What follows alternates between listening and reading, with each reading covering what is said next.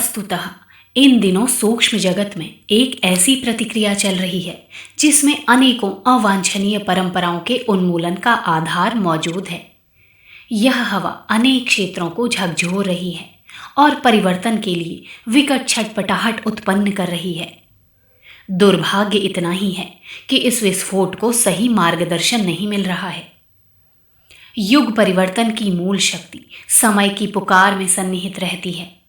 जन आक्रोश ज्वालामुखी बनकर फूटता है। युग सृजेता उसे ध्वंसात्मक रूप धारण करने से रोककर सृजनात्मक प्रयोजनों में लगाते हैं। जब जब ऐसा बन पड़ा है, सत्परिणाम सामने आए हैं। अन्यथा जनमानस की आकांक्षा अभीष्ट परिवर्तन संभव ना होता देखकर ऐसी तोड़फोड़ अपनाती है जिसमें उल्टे और भी अधिक विनाश उत्पन्न करने वाली अराजकता के दुखदायी दृश्य उपस्थित होते हैं। मौसम विशेषज्ञ अपने विशिष्ट उपकरणों से जान लेते हैं कि अब वर्षा, आंधी, तूफान जैसी क्या नई स्थिति आने वाली है। प्रभात काल होने से पहले कुक्कुट तथा दूसरे पक्षी जान जाते हैं और उसकी सूचना दूसरों को दे देते हैं। किसान लोग कई शकुन देखकर उस वर्ष फसल कैसी होगी इसका अनुमान लगाते हैं।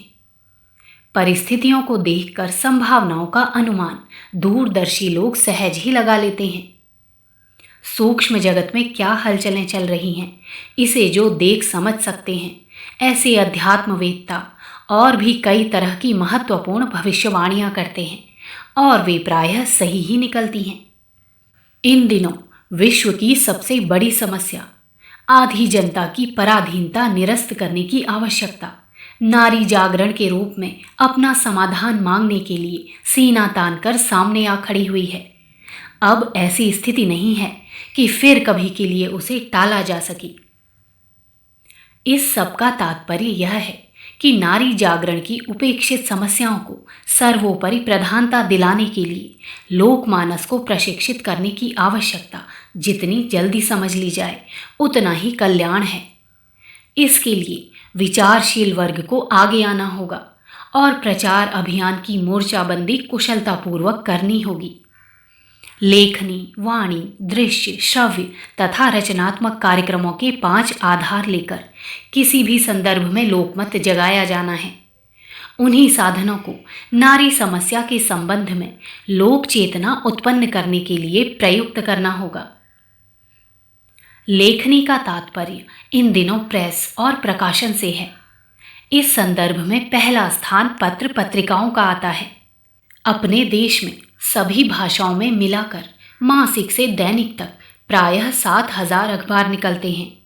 इनके पाठक अनुमानतः 2 करोड़ हो सकते हैं। एक ही महीने के अंदर इतने बड़े शिक्षित जन समूह को नई चेतना देने के लिए इनका सहारा लिया जा सकता है। इन पत्रों के दृष्टिकोण से तालमेल बिठाते हुए यदि प्रौढ़ लेख लिखे जाएं और प्रकाशनार्थ भेजे जाएं तो उन्हें कदाचित ही कोई अस्वीकार करेगा। देश में 14 भाषाएं राजकीय मान्यता प्राप्त हैं। इन सभी में लेख लिखने और छापने का प्रबंध सुनियोजित ढंग से किया जाना चाहिए। देश की सभी भाषाओं को मिलाकर लगभग 7,000 विभिन्न पत्र पत्रिकाएं निकलती हैं। इन 7,000 पत्रों में अनेक दैनिक साप्ताहिक हैं और आधे मासिक। औसत हर महीने 2 लेख छपने की बात सोची जा सकती है। इस प्रकार कुल 14,000 लेखों की जरूरत पड़ा करेगी। कुशल लेखक अपने निजी कार्यों का निर्वाह करते हुए भी सप्ताह में 1-2 लेख इस विषय के लिख सकते हैं। लेखनी के क्षेत्र में अगला कदम है प्रचार साहित्य और स्थायी साहित्य का प्रचुर परिमाण में निर्माण। प्रचार साहित्य से मतलब है पुस्तिकाएं, पर्ची, ट्रैक्ट, पोस्टर, फोल्डर आदि स्वल्प मूल्य में बेचे जाने योग्य अथवा वितरण किए जाने योग्य अत्यंत सस्ती पाठ्य सामग्री का निर्माण। बड़ी पुस्तकों से मतलब है नारी समस्या के विभिन्न पक्षों पर विवेचनात्मक प्रकाश डालने वाला खोजपूर्ण साहित्य। विज्ञ पाठकों द्वारा अपनाए जाने योग्य और पुस्तकालयों में रखे जाने योग्य स्तर का यह साहित्य होना चाहिए। प्रकाशित पुस्तकें उनमें खपती रह सकती हैं। छोटे बड़े बुक सेलरों और हाट बाजार, मेले, नुमाइशों में फेरी लगाने वाले पुस्तक विक्रेताओं को इस प्रकार का साहित्य बेचने में विशेष रुचि लेने के लिए कहा जा सकता है।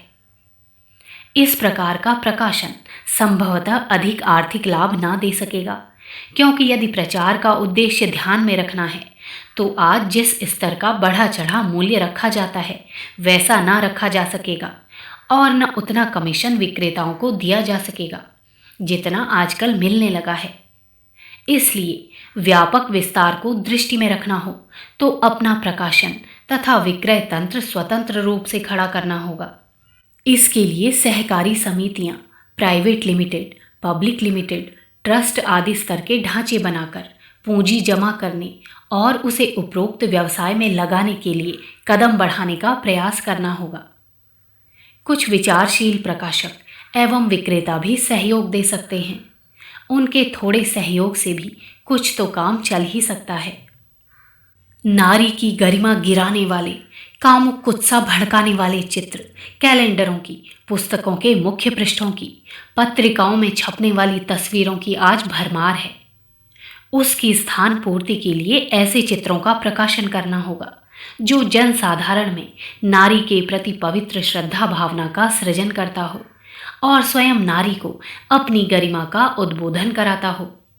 श्रृंगारिकता और कामुकता के ही गीत आज सर्वत्र सुनाई पड़ते हैं।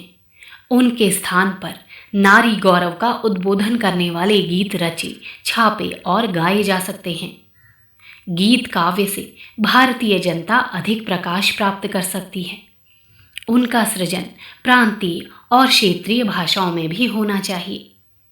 छोटे छोटे सीमित संगीत पाठ्यक्रम वाली संगीत पाठशाला गांव-गांव, मोहल्ले मोहल्ले में स्थापित हो, जिनमें नारी जागरण से लेकर बौद्धिक क्रांति, नैतिक क्रांति एवं सामाजिक क्रांति की आवश्यकता पूरी करने वाले गीत की ध्वनियाँ सिखाने की, सरल वाद्य यंत्र बजाने की शिक्षा दी जाए।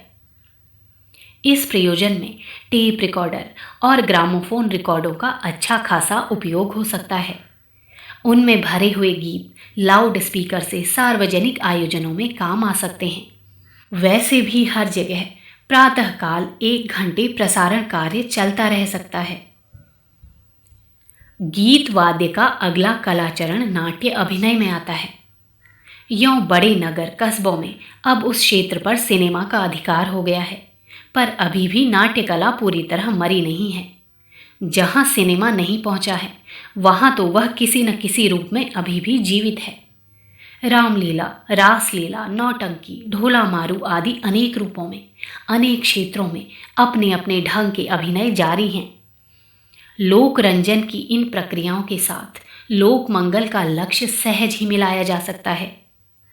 संभव हो तो बड़े फिल्म बन सकते हैं और एक के बाद एक बनाने की उनकी श्रृंखला जारी रहे तो देश की बहुत बड़ी आबादी को नई चेतना मिल सकती है। फिल्म उद्योग आज का लाभकारी व्यवसाय है। उसमें लगे हुए लोग घटिया मनोरंजन के कुरुचिपूर्ण आधार लेकर धन उपार्जन के लिए अपना ताना बाना बुनते रहते हैं। यदि उस क्षेत्र में समुचित पूंजी लग सके और मूर्धन्य मस्तिष्क काम करने लग सके तो नारी पुनरुत्थान के लिए क्रांतिकारी पृष्ठभूमि तैयार हो सकती है। बड़े पैमाने पर साहित्य निर्माण की बात जिस प्रकार सोची जा रही है, उसी पैमाने पर फिल्म निर्माण का ढांचा भी खड़ा करना पड़ेगा। छोटे रूप में, कम खर्च में और तुरंत कार्यान्वित हो सकने वाला एक तरीका फिलहाल में ये काम में लाया जा सकता है कि 8 मिलीमीटर और 16 मिलीमीटर के 1-1.5 घंटा चलने वाले फिल्म बनाएं और उन्हें अपने प्रोजेक्टरों पर अपने प्रचारकों द्वारा निर्धारित केंद्रों पर निर्धारित प्रोग्राम के अनुसार दिखाया जाए। नर नारी, बाल वृद्ध सभी को संगीत प्रिय होता है। वर्तमान कला प्रवाह कामुकता और श्रृंगारिकता की ओर बह रहा है। उसे मोड़कर अनीति के विरुद्ध संघर्ष की, उज्ज्वल भविष्य के अभिनव निर्माण की दिशा में अग्रसर किया जा सके तो आश्चर्यजनक परिणाम सामने प्रस्तुत होगा। इसी प्रकार अभिनय के साथ रहने वाला आकर्षक घटनाक्रम देखने वालों के चेतन मर्म स्थलों तक प्रवेश करता है और अपना प्रभाव छोड़ता है। नारी के साथ बरती जा रही अनीति का निराकरण करने और उज्जवल भविष्य का श्री गणेश करने के लिए संगीत और अभिनय दोनों ही माध्यमों को सुगठित किया जा सकता है। बड़े परिवर्तनों के लिए लोकमानस को जगाना ही चाहिए और उसके लिए प्रबल प्रचार तंत्र खड़ा किया जाना आवश्यक है। साहित्य, संगीत, चित्र, अभिनय आदि की चर्चा इसी संदर्भ में की गई है। यह प्रथम चरण है। इससे लोकमानस जागेगा और लोक शक्ति उत्पन्न होगी। इतना बन पड़ने पर रचनात्मक, सुधारात्मक और विकास के उन कार्यों को हाथ में लेना होगा जो नारी के वर्तमान पिछड़ेपन को दूर करके उसे सुविकसित स्तर तक पहुंचाने में सहायता देने के लिए नितांत आवश्यक है। वह दूसरा चरण होगा। आज तो हमारा ध्यान उस प्रचार तंत्र को विनिर्मित करने पर ही केंद्रित होना चाहिए। इसके बिना शिक्षा, स्वावलंबन, स्वास्थ्य कौशल आदि के अभिवर्धन का विशालकाय ढांचा खड़ा नहीं किया जा सकता है। नारी जागरण अपने युग की सबसे महत्वपूर्ण समस्या समझी जानी चाहिए। उसके साथ अपने समय की अनेकानेक समस्याओं के समाधान जुड़े हुए हैं। यह महत्वपूर्ण कार्य जीवंत लोक शक्ति के द्वारा ही संभव हो सकता है। हमें उसी के जागरण में बिना एक क्षण गंवाए जुट ही जाना चाहिए। मानवता की पुकार है कि न्याय नारी को भी मिलना चाहिए। उसने ऐसा कोई अपराध नहीं किया है जिसके कारण उसके मानवोचित नागरिक अधिकारों का अपहरण कर लिया जाए। न्याय, विवेक और औचित्य की अदालत में विश्व नारी की अंतरात्मा ने अर्जी दी है कि उसे भी मनुष्योचित स्तर के जीवन यापन की सुविधा मिलनी चाहिए। नागरिकता के मानवीय मौलिक स्वतंत्रता के अधिकारों से उसे वंचित नहीं किया जाना चाहिए। उचित फैसला देने में अब अधिक समय तक टाल मटोल नहीं की जा सकेगी। इसलिए जो हेरफेर किया जाना है उसमें विलंब करके परिवर्तन के सौंदर्य को नष्ट नहीं किया जाना चाहिए। अगर आपको हमारी यह वीडियो पसंद आई हो तो इसको लाइक करें, कमेंट और शेयर जरूर करें और हमारे YouTube चैनल ऋषि चिंतन को सब्सक्राइब भी कर लें। साथ ही बेल आइकन को भी दबाएं ताकि आपको आने वाली वीडियोस की नोटिफिकेशंस मिलती रहें। धन्यवाद।